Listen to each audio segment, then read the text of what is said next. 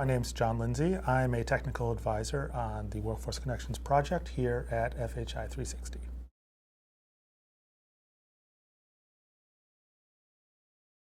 Workforce development is about empowering people to get jobs or find other methods by which they can earn income and support themselves. That, in a nutshell, is what workforce development is.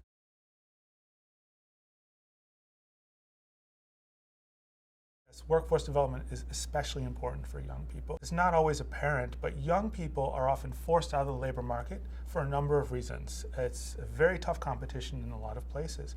And when young people can't get that toehold, can't get that first opportunity, that first job, or that first ability to prove themselves, then they really miss out on the whole ladder sometimes. So it's about getting someone onto that first or second rung and then giving them the opportunity and the abilities to keep climbing the ladder on their own. But if they don't get on the ladder, then you're going to have a lifetime of issues and a lifetime of problems that you're going to have to deal with.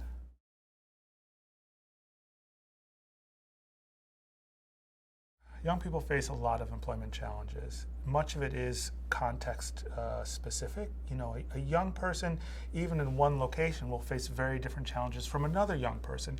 So there is no one size fits all answer. And this was made very real for me from recent work that the Workforce Connections Project did in Indonesia. We did a brief assessment to support the USAID mission in Indonesia to understand what is the demand for skills. They're very much segmented. So depending on young people's educational opportunity, their educational outcomes, what skills they have, what opportunities they have, very much changes what's going to happen to them when they're looking for a job. So for example, let's say you wanted to build a business or expand your business or expand your enterprise. You're going to need to hire people, right? The next question is, are young people actually going to get those jobs or not, right? And so one of the good things about Workforce Connections and USAID and the work we do here is about helping people to span that divide, right? So when there are opportunities, that young people have the tools to take advantage of those opportunities. Because really there's two sides to every equation, right? There's the demand side, which is employers and others who are looking for help, who are looking for people. And then there's the people who need jobs, who need work. People who need work and these people who want employees need to be brought together in some systematic way. And so a lot of times it's about that glue that binds everything together where the real work can be done. And young people can't be expected to do that on their own, right? So a lot of times we put a lot of things on young people's shoulders. You know, employers will say, they don't have this skill, or they don't have that skill, or they don't know this, or they don't know that. That's a lot to ask of a young person, right? So it's about how can we help support them and support these mechanisms to bridge these gaps and bridge these divides, which is the real challenge today.